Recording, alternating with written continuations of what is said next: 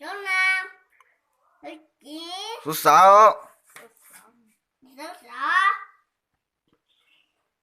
Số 7. Số 8. Số 9. Số 10.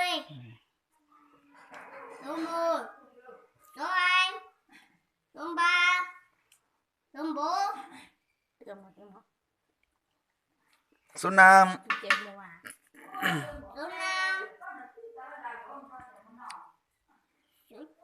Số 6. Số 9. Số 6. Số 6.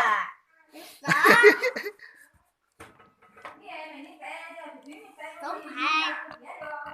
Số 8.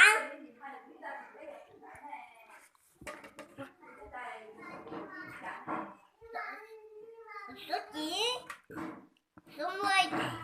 Số 1. Số 7 ở đâu? Lấy tay chỉ vào thế nào? Số 7. Số 7. Số 9 ở đâu? Số 9. Số 9. Số 9 ở đâu? Lấy tay chỉ vào thế nào? Số 9 ở đâu? Số 9 à? Ừ. Mình mua thế, cái này không phải số 9 à?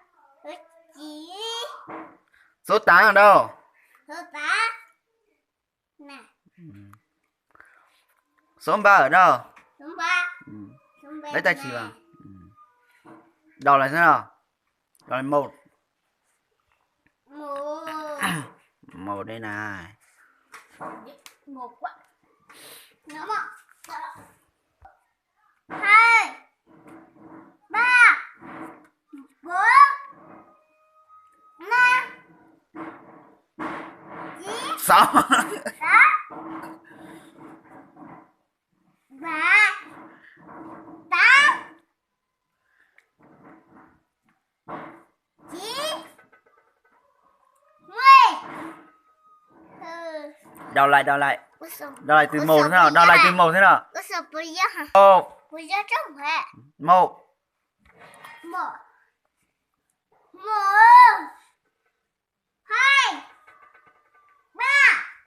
4. 5. 9. 6. Lần này lúc nào cũng nhiều số 6 số 9. Số 7. Số 8.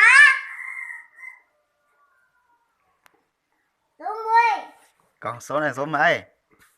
Số 2. Chùa ta hơi nhon đi mà. Số 9. Đúng rồi.